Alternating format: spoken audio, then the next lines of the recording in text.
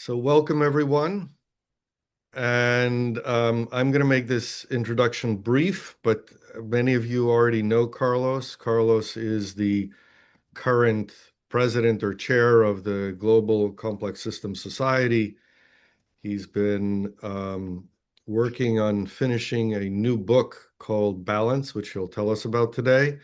He's also, as I'm sure many of you know, the editor, longtime editor of ComDig, and he is and I have to get this right because he is the professor of empire innovation at Binghamton University. And with that, I will turn it over to Carlos for the presentation. Yeah, thank you very much, Daniel, for the introduction and invitation, and Kim for the organization. Thanks everyone for being here. So um, I've been busy with project for more than a decade already, writing to trying to come up with a narrative for the general public about many different topics from complex systems. And this finally came to fruition during my last sabbatical at the Santa Fe Institute. And I was writing every 5 weeks one chapter and giving a small seminar. And now I'll try to compress 10 seminars in a single one. So I will skip much of the content, and we'll give you just a very brief overview of and more or less the motivation for the book. And so we always had narratives, let them be myths or legends, religions, science, to try to understand our world. And these narratives have different purposes. I mean, literature could be, let's say, more artistic or entertaining. In science, we can say that we want to understand the world in order to control it to a certain degree, to basically make better conditions for ourselves and for others. And there can be some narratives that are more useful than others, depending on the context. So let's say, of course, if we want to prevent pandemics, it's a very different narrative, I suppose, if we want to entertain a 3-year-old.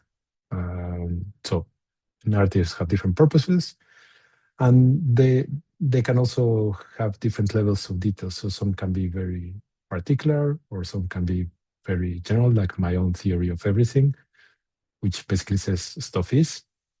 And then that, by definition, it's always true.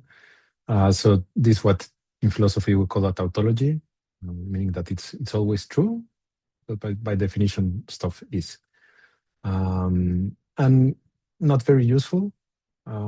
There might be some tautology that can be a bit more useful, like, for example, systems tend to their most probable state. And this is a tautology because we define probabilities precisely after we observe systems, and then we calculate the probabilities depending on, let's say, our observations, and then most probable states are precisely those that we already observed that system tends to. And this narrative of balance, it's also a tautology, but the attempt is that it will be a bit less trivial. So, for example, to say that systems self-organize is also a tautology. Ashby, already in the 60s, wrote that if we call the dynamic attractors of a system organized, then all dissipative systems can be said to be self-organizing. So the question is not so much whether a system is self-organizing, but when is it useful to call it self-organizing. And in a similar way, when we say that everything tends to a balance, we're using a tautology because we define balance a posteriori after we observed what was the sustainable state of a system. And we can say that balance is that which avoid extremes, because by definition, what we call unbalanced is something that is not sustainable.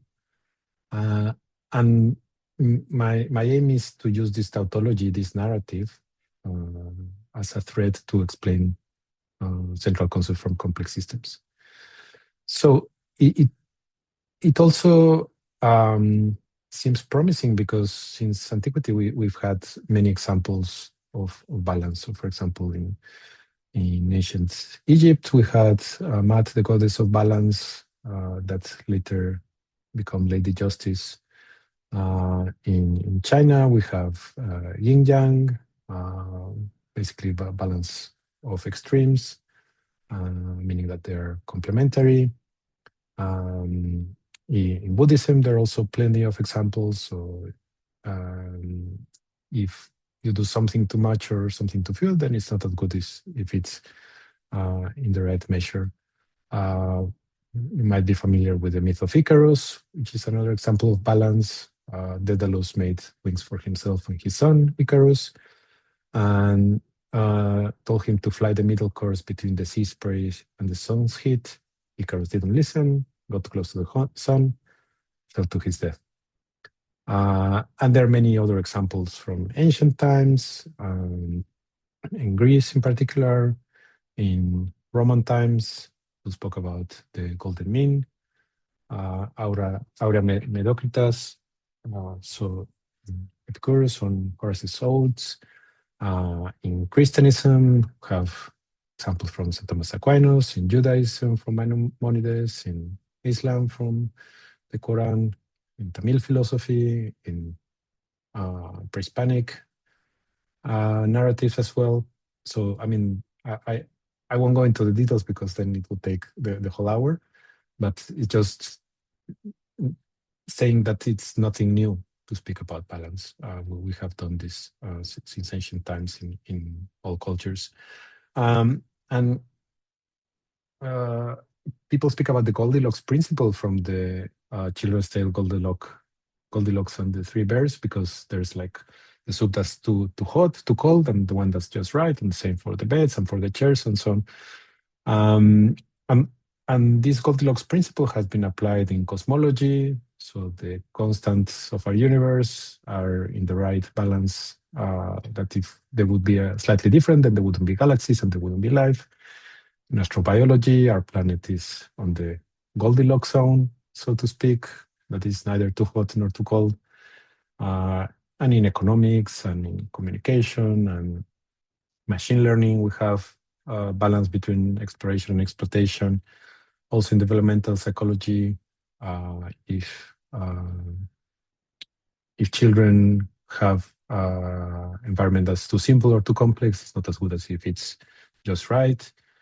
So, I mean, there are plenty of examples, and also in our clickbait, we can find lots of examples about lifestyle, promoting us to have work-life balance or diets or exercise, everything.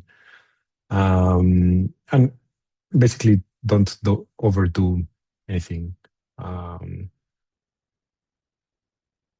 And a type of balance that we know very well is equilibrium.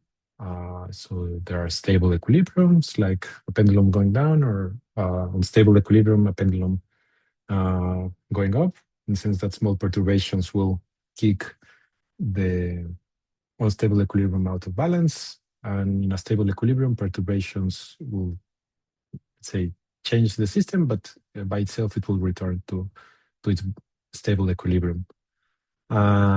So, for example, this is very important in thermodynamics, where usually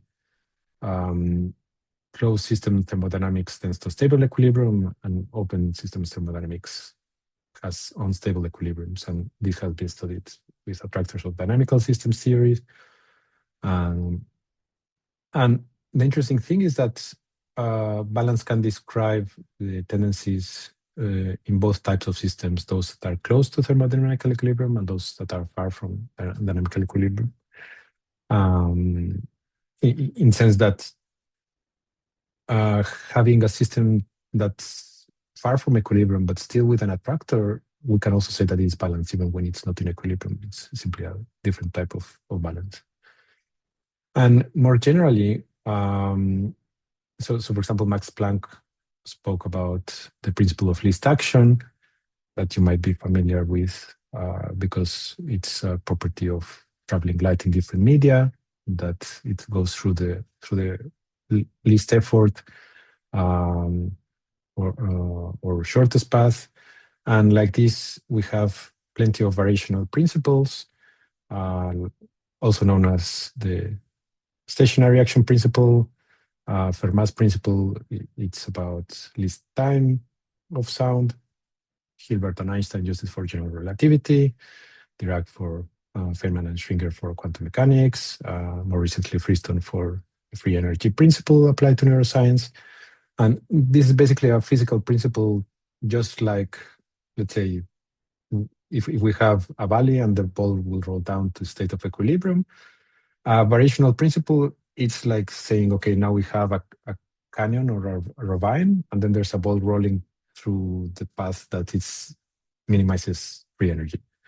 And the same can be applied to many systems. And we can see this as a balance because let's say it's not going more into one direction or not so much in another direction.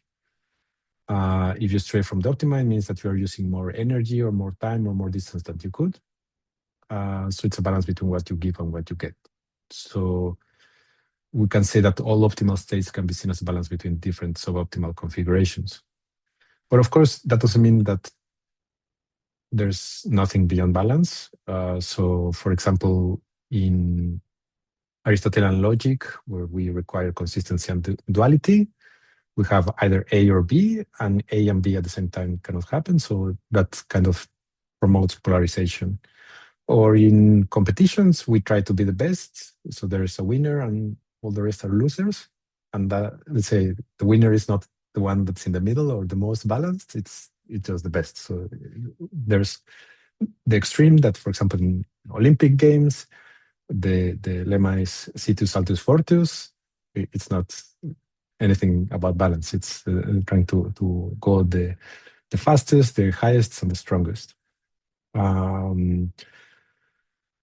So, I mean, we could speak about different nuances here. It's just that, let's say, I'm not saying that this is a panacea and we can describe everything in terms of balance. There are lots of details that we need to take into account. And we can ask whether balance might be always good. And of course, it depends on how we define balance and how we define what is good. But let's say that would be more of a moral judgment that actually we can use the scientific aspects of balance to have a empirically based ethics. But that's already towards the end. But independently of moral judgments, things tend to balance, whether it's good or bad. And just we need to remember that balance is not necessarily in the middle. So let's say extreme between lying and telling the truth, it's either always lying or always telling the truth, and we are told that it's always bad to lie. But then there can be some cases where flexibility would be desirable to lie if we're going to save somebody's life, and it could be better to lie, so then the balance would be much closer to the truth. But let's say not to the extreme that no matter what, we will always say the truth. And in a sense, we can think of any adjective and its antonym and consider whether in any case or in which cases any extreme would be optimal. And we'll see that in most cases, the optimal is not in the extremes, but in somewhere in between. And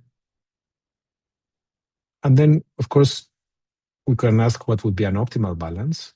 And this is what we are trying to explore. And it's not a trivial question because it's a multi-scale problem in the sense that different systems will tend at different scales at multiple, they will have different tendencies.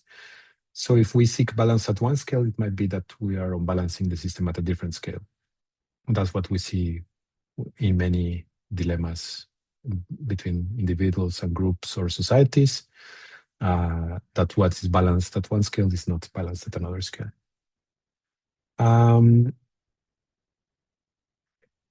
Yeah, and also at some scales, we can describe the same phenomena as balance, and then we go to a different scale and we will observe fluctuations. And then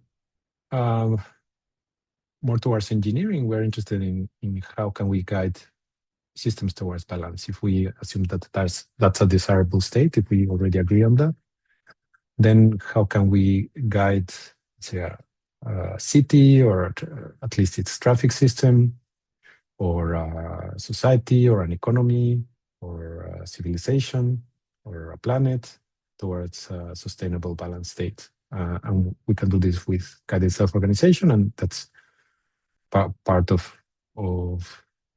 what is explored in more detail in the book. So,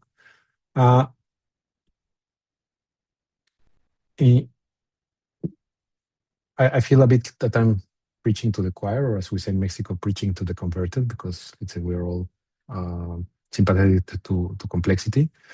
And the so-called edge of chaos concept can also be seen as balance between order and chaos. We will go more into the details. And this is also related to phase transitions and criticality. And we can say that complexity comes from the Latin plexus, which means intertwined. So something complex is something difficult to separate. Why something is difficult to separate? Because of interactions. So these interactions generate new information that is not in initial or boundary conditions. So this limits the predictability of systems, and then this requires new tools for understanding complex systems, which are everywhere, as opposed to traditional reductionist science. And also, we can say that the information that these interactions can generate can be emergent. So we have lots of examples of emergence, which can be defined as information at one scale, but not at another. So, for example, we can know everything about carbon atoms, but depending on how they're arranged, we might have the properties of graphite or diamonds or graphene, and this will be very different with the same components depending on how they're organized. And another concept that's central to complexity is self-organization, like these flocks of starlings, where individuals interact to produce a global pattern of behavior. And actually, we have defined measure of complexity as balance between emergence and self-organization.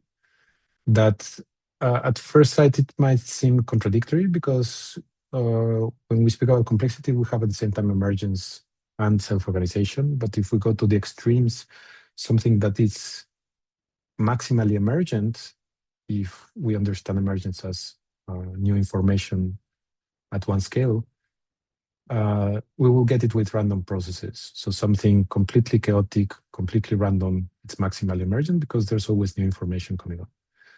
And the opposite would be maximally self-organizing, something that is organized that there is no information in it, then that would be maximum self-organization, and complexity occurs at a balance between those. So we have proposed this measure of complexity as balance between emergence and self-organization, and we have applied it in many different contexts. And I mean, order is characterized by low entropy information. It's robust, it's predictable.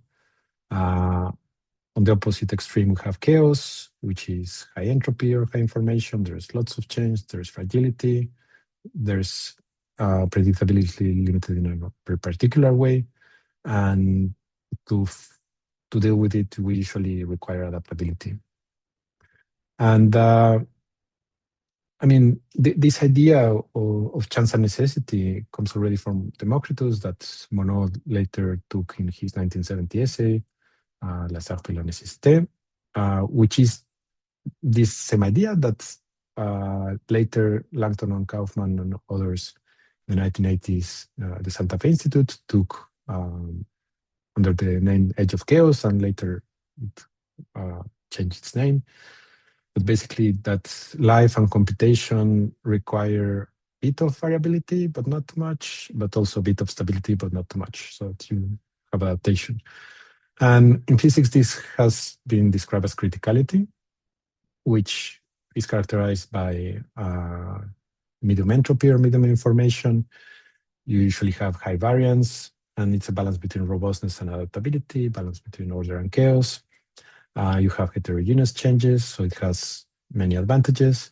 You have deviations from the means, and then you have power laws and lots of scaling and fractals and so on. So criticality can be seen as balance. And then we have seen many different ways in which we can promote criticality. I will mention later heterogeneity, but also modularity, redundancy, degeneracy, canalization can be used to promote criticality in phase transitions, which can be seen as balance. And probably you have heard about this principle festina lente, or the slower is faster effect. Again, it's known since ancient times. So, for example, the Medici had an emblem with a turtle with a sail. So basically to make haste slowly. So most famously, La Fontaine's Hare and Tortoise, that, let's say, if you go too fast, then you might be less efficient than if you go slower. So we observe this effect, for example, in highway traffic. If cars want to go too fast, then the density allowed for the freeway is lower than if they go slower. So for certain densities, the optimal velocity is lower than for lower densities. So, I mean, there's a whole chapter on the slower is faster effect, because it's something that's observed in all systems.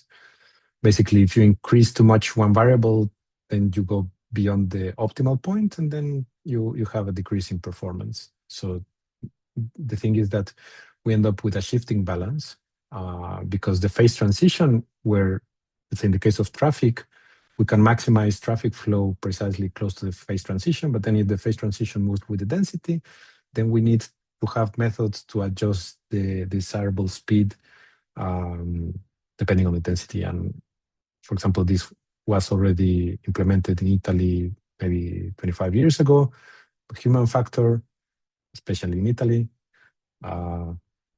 people will not respect speed limits, and yeah, then what can you do? You'll end up with traffic jams. So, but what we can is to build adaptive systems. Self-organization is one way in which we can build these adaptive systems. In the sense that, of course, we can observe balance, but we can also forge balance. If we understand it, then we can say, okay, we want this phase transition in this region, then we can control the system in such a way that we are actually shifting the phase transition. And let's say I go into this in a bit more detail, which is also based on previous work. And other ways of dealing with it, it's with anti-fragility, that some of you are familiar with this concept proposed by Nassim Taleb a bit more than 10 years ago in his book of the same name.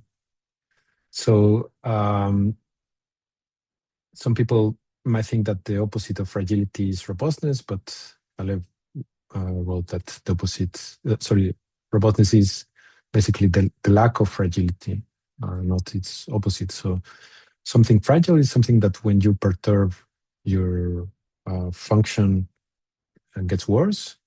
Something robust is basically doesn't care whether you have perturbations or not. And something antifragile is something that improves when you perturb it. At the beginning, this might seem counterintuitive, because also in engineering, we tend to build fragile systems. So therefore, we try to protect them with buffers, and okay, nobody touched my system, so that change will not affect it. But in the real world, that's not always possible, especially in social systems, in economic systems, in ecological systems. You cannot isolate systems. So a better alternative seems to be to build antifragile solutions that actually benefit from the perturbations. And already in stochastic resonance or noise-induced transport or optimization by simulated annealing. They already exploit this idea. And just another example, Hopfield networks benefit from having some noise in the environment because otherwise they don't classify as good. So let's say in optimization contexts, if you put a bit of noise, that helps get out of local optima. And that can be generalized to other circumstances. And I like this phrase by Tolstoy: once we're thrown off our habitual paths, we think all is lost, but it is only here that the new and the good begins. That usually we try to prevent change, but if we prevent all change, then there's no novelty. And then that's precisely what antifragility is about, to take advantage of the novelty, of the unexpected. So if we build antifragile systems, then we'll be able to deal with more change than if we were just on the fragile side. And since the 1980s that we started having lots of data, people started finding power loss everywhere. For example, scaling and metabolism in cities. And this has very strong relationship with complex networks and criticality.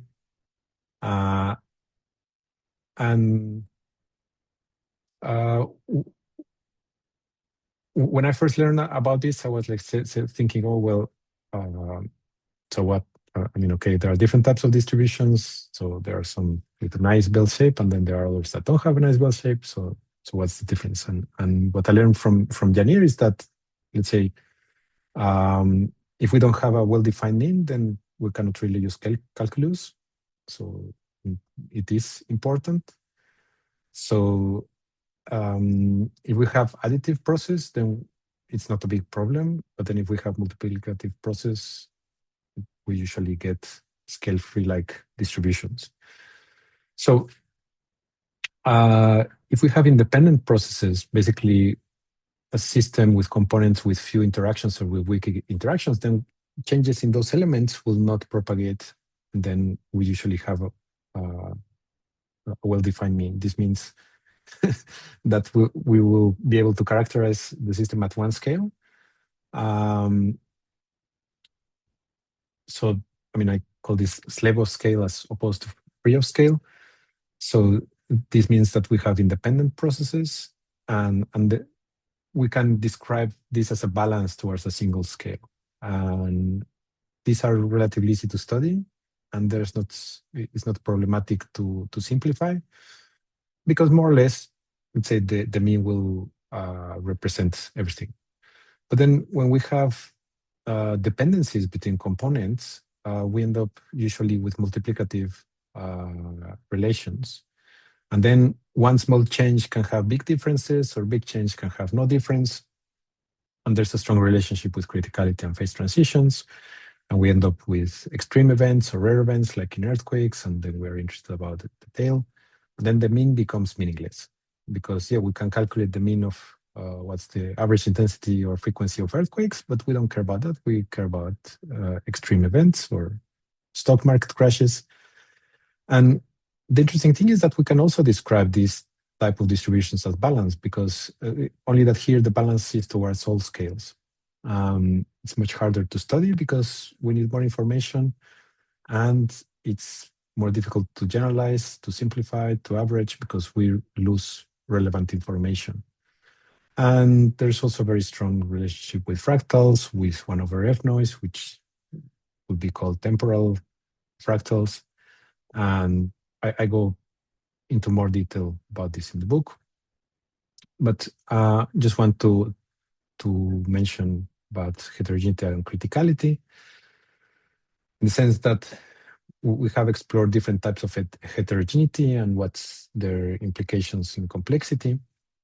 So we can have, for example, structural heterogeneity that network science has studied thoroughly.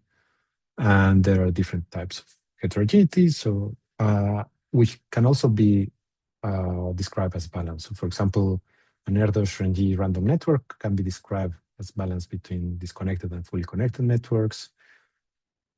Watson-Strock and small world networks can be described as balance between regular and Erdos-Renyi networks. Scale-free networks, like those produced by Barabasi-Albert model, can be seen as a balance between homogeneous and extreme topologies. And then what you have when you have elements at multiple scales, basically you have few nodes with lots of connections and many nodes with not so many connections, is that you increase your variety. And I already mentioned Ross Ashby, so he coined the term self-organizing system, but also the law of requisite variety in cybernetics. And this states basically that the successful controller requires to have the same variety as that which is trying to control. And variety we can understand simply number of possible states.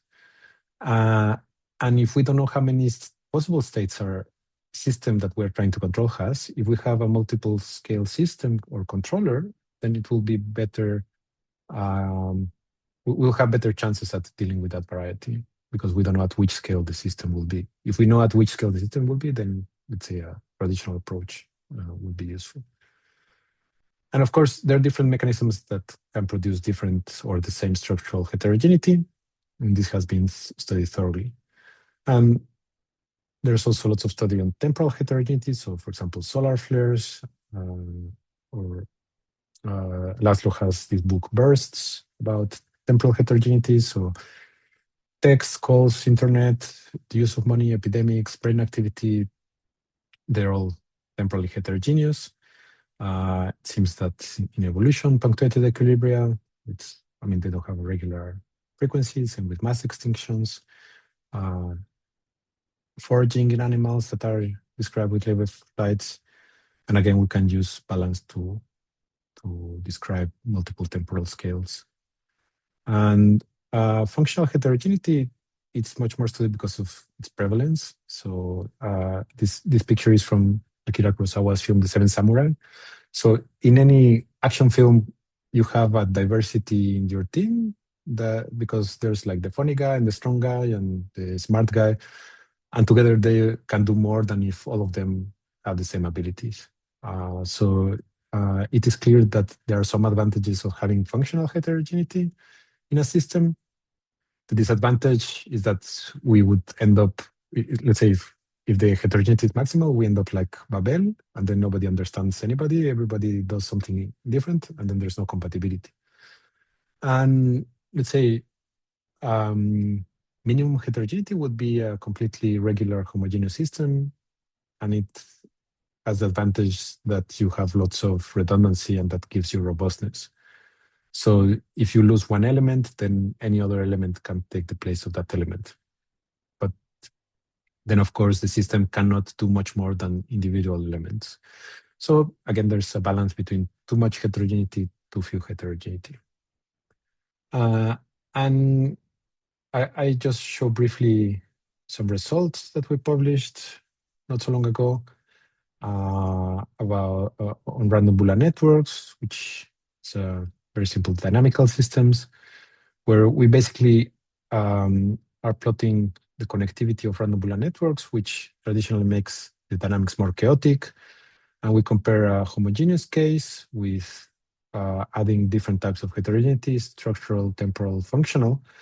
And what we see is that as we add more and more heterogeneities, these curves that basically show the complexity of those networks for a particular connectivity, the areas of complex behavior become broader. So what we have seen is that the region of high complexity, that is also known as criticality, this phase transition, when we add heterogeneity, it becomes broader. So it's easier to find critical-like behavior or a balanced behavior the more heterogeneity we have. And actually, in nature, it's much easier to have a heterogeneous system than to force homogeneity into a system. So we get criticality for free. So that's something that we are still exploring, because then the question is, okay, what would be optimal heterogeneity for a specific purpose? In other words, how much of a heterogeneity would be ideal to maximize the complexity or the criticality or the balance in a system? And we can also use balance to describe evolution. And of course, if we are trying to have a narrative as general as balance, then we also need to include evolution. And then it can be very vague or ambiguous because basically we have change, and then we have too few change, and that's not good. And then we have too much change, and that's not also good. And balance is somewhere in between. And that's vague because that precise good amount of change is changing constantly. But precisely that's what evolution does. I mean, we have impermanence, we have variation, we have transformation, and this is a consequence of interactions that we saw that characterize complexity and generate new information, and this information can produce change. So if interactions go beyond a certain threshold, meaning that we have too many, then we will never reach stability. That's what we have in open systems.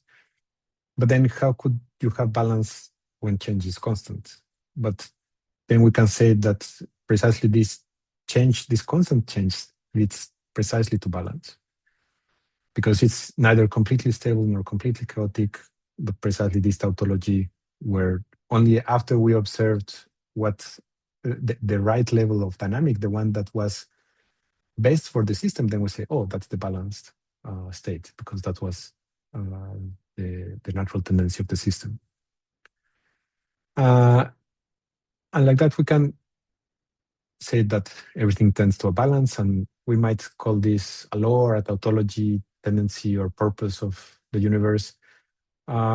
Independently of that, we can see that evolution leads to balance at different scales with different mechanisms.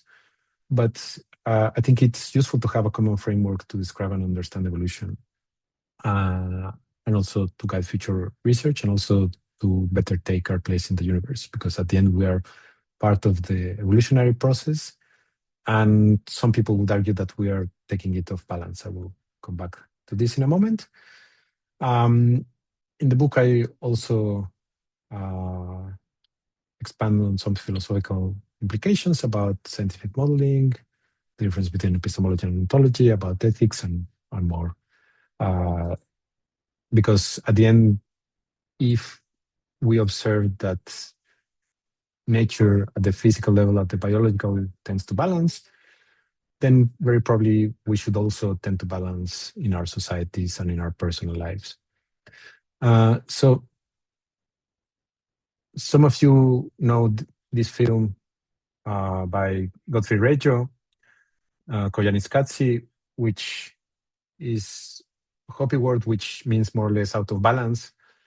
And it was a criticism of modern society that we are basically breaking the balance of nature with our culture. And I would say that, yes, we are changing that balance, but we are at the same time making a new balance. And of course, we can ask whether that is good or bad. I don't know. I guess it has positive aspects and negative aspects. But then it's better to try to understand the process in general, let's say, not only in our planet and how we are affecting it, but let's say in a more general context of balance in our universe. So we can see many concepts as balance. So we can see complexity as balance between self-organization of emergence, criticality as balance between order and chaos, balance in general as between stasis and change, evolution as balance between constraints and possibilities, our universe balance between compressibility and randomness. And then we have many different mechanisms for balance. So we have criticality, we can use self-organization for build adaptation, anti-fragility and robustness to, let's say, reduce the amount of change or exploit the amount of change, heterogeneity to broaden criticality, evolution as a mechanism itself that builds balance. And at the end, we're trying to better understand change at multiple scales. Because, let's say, dynamical system tells us about change at short scale, but we don't really have the right tools to describe how dynamical systems change themselves. So, and that's something we need for evolution. So, for example, when evolution comes with a new innovation, that changes the phase space that we might have already explored completely, and we already had all the attractors identified, and then we have new attractors, and we lose all the attractors. So, how to study these type of systems that are building themselves and becoming constantly? It's a challenge that we have for understanding complexity and evolution, and life, of course. Um, so just to close with a couple of quotes from Einstein: life is like riding a bicycle. To keep your balance, you must keep moving. Real balance is accepting change as change. Um, so again, balance between too few and too much change. And just to summarize, we can use balance to understand our world, but also to act on it, and also to co-create it.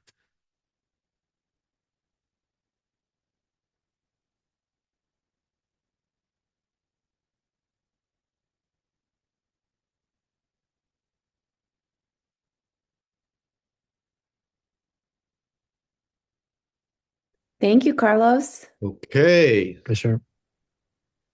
Well, a lot to digest there, I would say. Just a lot, just a small amount. Huh. Who has a question to ask?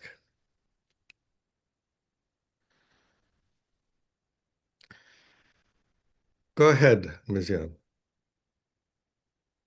Thank you very much for your presentation. I have a question about scale. So the difficulty is to find the right balance at the right scale. So it depends, because some systems have a characteristic scale, and Yeah. then in many cases it's evident because it's like where all the fun is happening, that's the right scale. But then in complex systems, which is basically, okay, we have interactions, so then these interactions create that change becomes multiplicative. So there's a small change in one element, and then that propagates to many other elements. Then those elements change, and then the whole system changes, but you don't know precisely when or how and in which amount. So it's very common that when you have those multiplicative processes, you have phenomena occurring at multiple scales. And then it's not so much at which scale, but at which scales. And then we usually want to study at many different scales phenomena. And we have very useful tools for that, like renormalization group theory and some other tools. But we are still like in a very early stage because all of these have their nuances and limitations. Thank you. Thank you. Karen, go ahead. Hello. Thank you so much for doing this. I don't know if you understand how impactful your work is on what I'm doing in my life. I'm working on my dissertation. I was a Montessori teacher as well as in other forms of education in the past. And I know complexity theory has everything to do with the way Montessori education works and why it works. So, I've been taking Meunier's courses, and I'm also just grateful that you've brought this idea um, of bringing the idea of balance into this. Mhm. It's helping bring the humanities into Yep. complexity theory world. And when can I get your book? Hopefully later next year. Sorry, Oh, this year. Later this year, hopefully. okay. Thank you Yeah. very much. It's sitting with a publisher. They just have to get it in print. Yeah. Stefan, please. Yeah, Just to hello. say, yeah, Oh, just to say, I studied 3 years in a Montessori school, so Aha, the connection. that explains some things. Absolutely. That's why we have the balance here. Go ahead, Stefan. yeah, Carlos, thank you very much. I'm not sure if I got everything. It was quite a thing. I'm wondering about the time scales. If you assume a stone laying on the ground, that's basically a trivial system, which is like a static balance, a static system, not moving in billions of years, if you want. So if you have a gas container filled with molecules, it also looks like a balance, but it's of course highly dynamic because in the Yes. container, the molecules are moving like crazy. if you go now to living systems or economy, they are inherently having their endpoint embedded in the system because death is part of life and collapse in economy is basically what we encounter more every time over and over again because these complex systems, like truly complex systems, actually tend to converge towards the end and have to put a lot of efforts to restabilize and to maintain themselves. So basically anti-entropic power to not decay. Yes. So live a decade longer and not collapse the capitalistic system or whatever for the next crash. So I'm wondering, this was, maybe I didn't get it just because it was as if these balances would be, it sounds to me as these balances would be like comparable, but I think they're not. I think Yes. life systems and economies are just fake balance systems in a way that they in one point Yes. have to collapse. But maybe I Yes. got it. So Thank you. of course, yes. Thank you. Yeah, of course, the temporal scales are also relevant, and I go in the last chapter more into it about, let's say, the epistemology of science and the way we do modeling. So it becomes relevant because, just like you mentioned, some systems will seem static if we observe them millions of years, but at the end they will eventually change. I mean, nothing will be static forever. And then if we look at a very narrow timescale, almost all systems can look static. In the sense that if we look at living systems in the scales of femtoseconds, then there's not much change. And then we say, oh, this is a static system. And of course, the timescales that we are interested are those that affect us as humans. And then having that relative scale, then some phenomena become too slow or too fast for our time scale. And therefore, we can use the narrative of balance independently of our time scale, but it's not very useful to speak about balance of rocks or plasma that is changing constantly. But still, we could use the same description to say like, okay, different phenomena have different dynamics and they change at different timescales. And since we are interested about these timescales, then it makes sense to speak about balance because we will be able to observe it. Or we will not need balance because there's so much change that it will either never stabilize or there will be so many balances that are succeeding each other constantly, or there won't be any change that we observe. And then it's like, okay, the system is not changing and that's it. So Thank you. Thanks. Czesław. Okay. I have a good. Sorry, because yes, I was given a possibility to ask. There is one problem right now with the social systems. Everybody's asking right now. You are dealing with complexity, so help us to understand this word. And my question is very precise.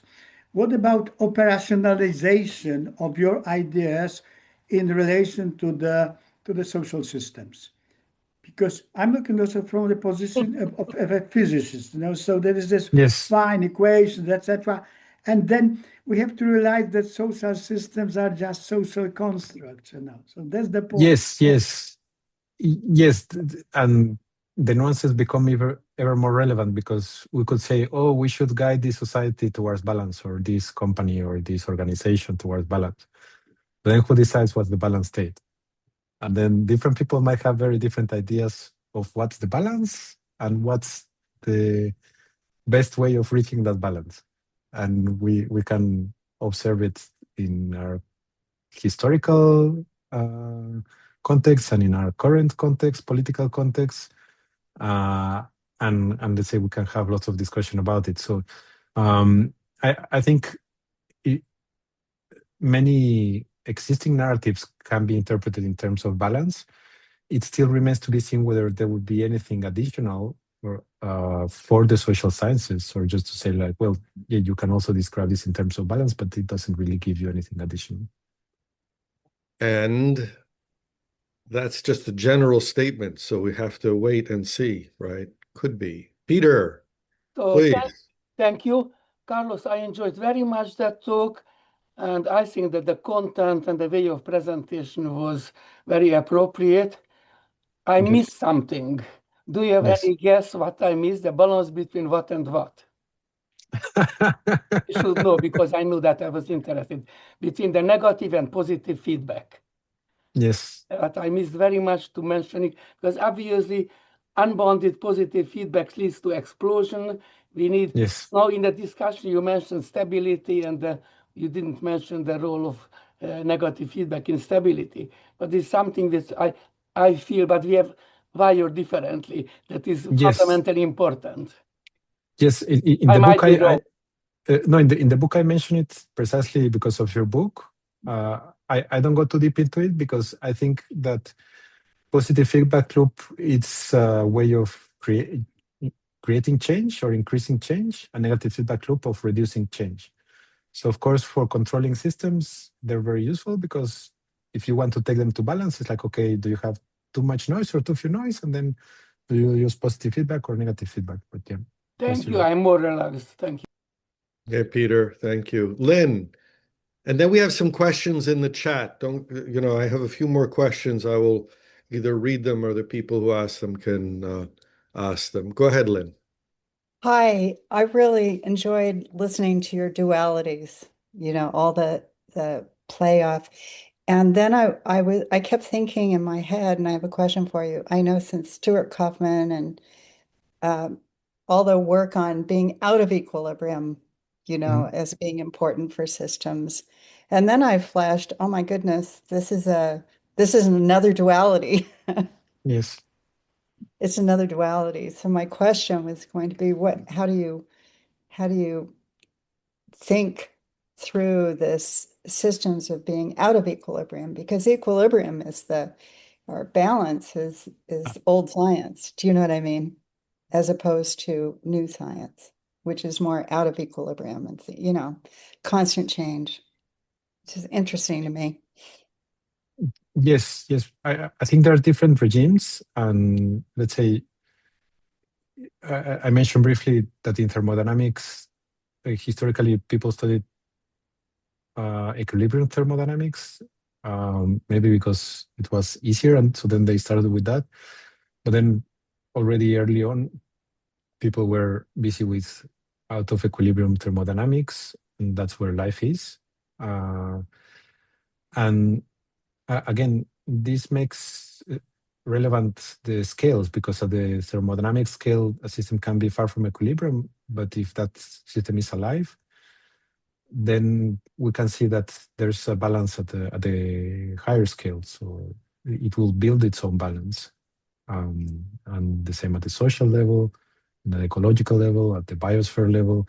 So biospheres build their own balance. So there's this, I mentioned the Goldilocks conditions for having the right temperature. But then we have this Daisy World model proposed by Lovelock, kind of to partially support this Gaia theory, where we see that chemical processes can self-regulate through feedback loops the temperature of a planet. So basically, many systems forge their own balance. And that is something that it's already known, but we still have to, let's say, teach in elementary school. All right, we have several other questions. Let me try to go through a couple of them. We won't have time for all of them, but here, as from Allison, as I understand, evolution has no grand plan. So if you're saying evolution drives toward balance, how do you reconcile these two ideas? Yes, so the debate about evolution having a grand plan comes from the context of intelligent design, meaning that if there would be like a grand plan, it means that there's a creator God that kind of sets evolution in motion for that grand plan. But saying that evolution tends to balance, I mean, I wouldn't like to say that, but it doesn't say much in either way, because it just says that the natural tendency of evolution is towards creating its own balance. Doesn't have to be a grand plan. Doesn't say that there isn't a grand plan, which I don't think there is a grand plan, but let's say it's not saying that there isn't a grand plan either. Yeah. Perhaps the study of economics is too balanced, while actual economics, trade, capitalism is defined by dynamic change. So I'm not an expert in economics. I know that traditional economics, and we could say science in general, because of the tools, they study systems close to equilibrium, or let's say we are not very good at studying change, even when we have calculus and so on. So we tend to make simplifications that kind of naturally makes us prefer to describe systems that are more ordered than chaotic, because we need less information to describe them, and therefore we can control them easier. We need less variety to control order systems. So actually, much of our civilization, we can say, has been reducing the variety of our environment so that we can control it. So we can predict more or less that there will be food, that we can predict more or less that there will be temperature in our houses, the similar temperature, that we can be more or less sure that there will be continuation with not so much uncertainty as we've always had. We are trying to reduce uncertainty. That's one way of interpreting. Guillermo, you were here a moment ago. Do you want to ask your question? I think you'll have the last question if you want it. Me? Yeah, go ahead. Yeah. I may be talking nonsense, but in your opinion, can we make a comparison between game theory and the seeking of balance? To say that we are seeking at the equilibrium between different gamers or part of systems. Yes. In the book, I mentioned this distinction between finite games and infinite games that were popularized by Simon Sinek, but I forget the one who proposed them. So we usually, in game theory, study finite games like chess that have well-defined rules and conditions of stopping, and then there's a winner and a loser.